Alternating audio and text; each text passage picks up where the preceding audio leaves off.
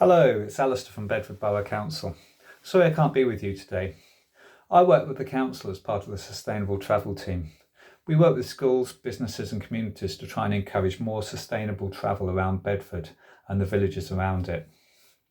That means walking and cycling, catching the bus and the train. So here I am on screen to talk to you about your journeys to school. I want you to be able to travel to school the way you want to, and in ways that are good for the environment. So ideally walking and cycling to school. I know that's not easy for all of you. And for those of you that can't do it, we can think about how best you too can benefit from active travel.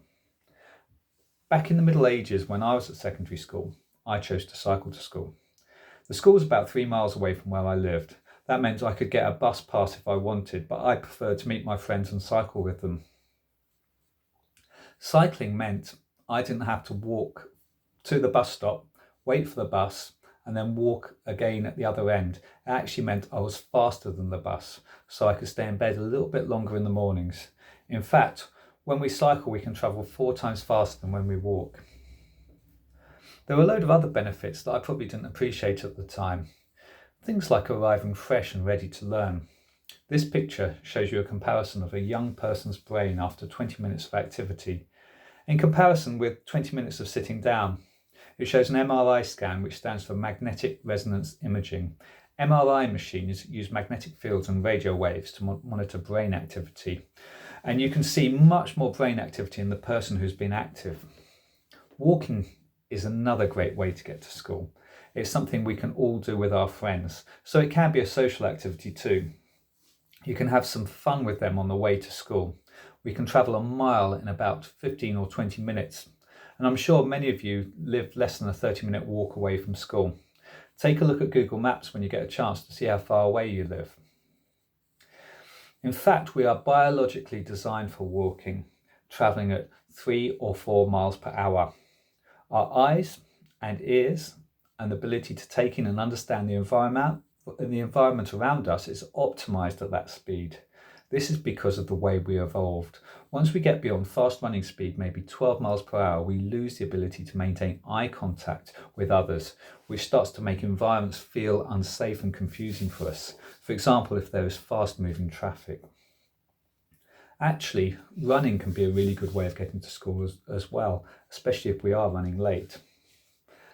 Active travel, walking and cycling, is the best choice for the environment. We've heard a lot about that recently with the COP26 event in Glasgow, where world leaders are trying to come up with agreements to ensure we all have a future. Climate change is a massive global issue, and we can often feel powerless and at a loss as to how we can act. 27%, over a quarter of the UK's total carbon dioxide emissions come from transport, as well as lots of other yucky stuff such as nitrogen dioxide, particulates, heavy metals, carbon monoxide and other toxic gases coming out of the exhaust. If we have the option, we can stop this with a single choice. So if you can, and when you can travel sustainably instead. If anyone is interested, Brandalism are a collective of artists who are challenging the way corporations promote themselves in public, particularly around issues such as climate change. We might be familiar with car ads that depict unlimited freedom and fast, empty roads, where the mundane reality is congestion, stress and confinement. Brandalism has run campaigns to highlight the social and environmental damage that car culture engenders. So walking and cycling and running can be good for all sorts of reasons. It's good for our health and the environment, reduces air pollution and congestion. We don't have to pay for petrol, diesel or electricity to put in a car. It can sometimes be quicker, especially when we can take cut-throughs. But most importantly, it can be fun and social. I'm not looking at the back of my mum or dad's head in a squash back of a car.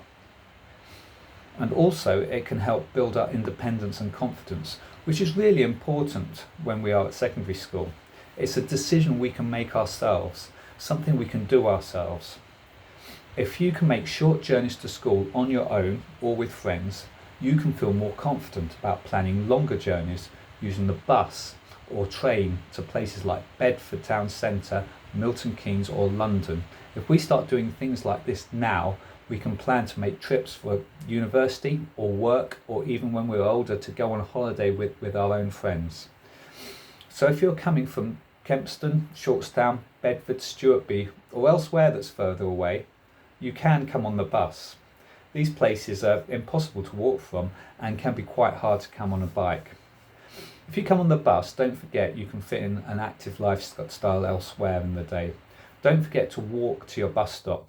Perhaps go for a bike ride at the weekend. If you have a dog, take it for a walk. Agree to meet friends at a local park. Have you noticed how busy it gets along Green Lane outside the school sometimes, with lots of cars turning? This makes it difficult for everyone, but especially difficult for pupils at Wixams Tree, the primary school next door. The less cars we get outside the schools, the safer it will be for everyone. So if you are ever driven to school, ask your parents to do any of the following. To drop you off at a friend's house. That way you can walk the rest of the way in together with them. How about dropping you off at Wanderers Park, from where you can park and stride? Also, do think about car sharing with another family.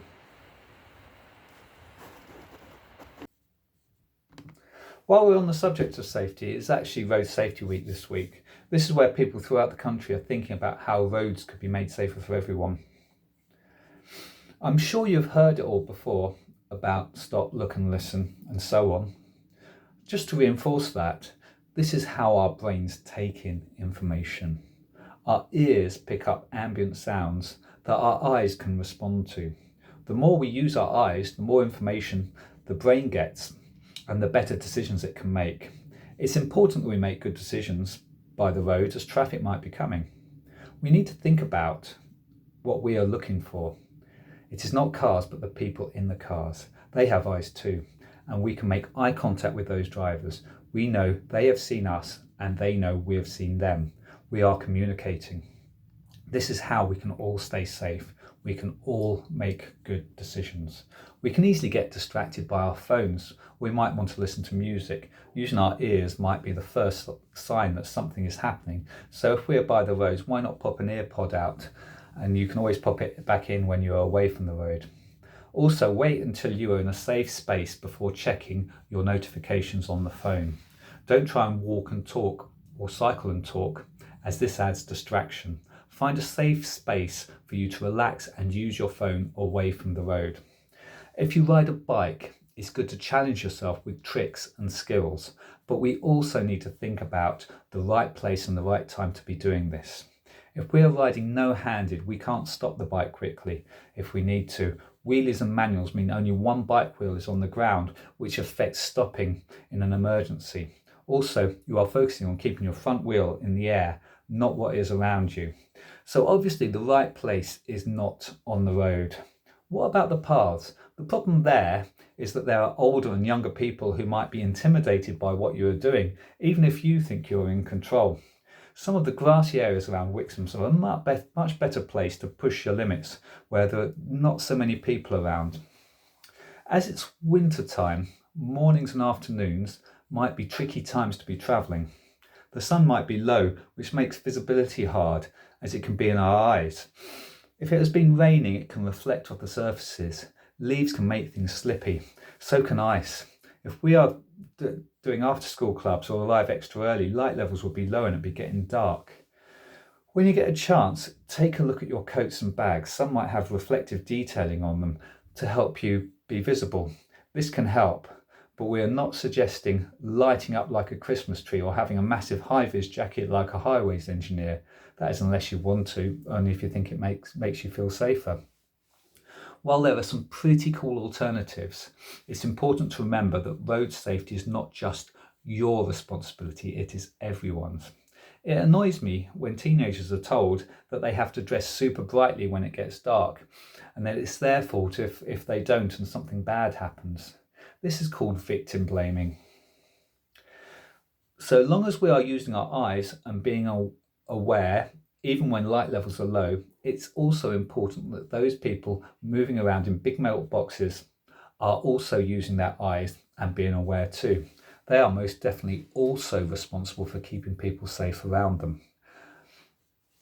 And that is why it's much better if we keep Green Lane as traffic free as possible.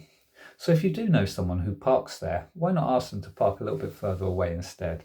I appreciate that some of you are probably taller than me, but many children are not as tall as adults, especially the children from Wixams Tree.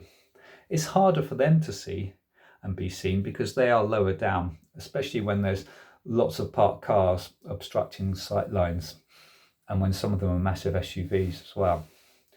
Do think about your journeys. Where do you feel safe? Where do you think is not so safe? Can you think of ideas that can make things safer? Where would you like a crossing? Do you have any ideas on making Wixham safer and easier for people to be walking and cycling? Talk to your form tutor who can raise it with the school, who can talk to the council about making things better. What we really want is communities that are optimised for people and not for the convenience of cars.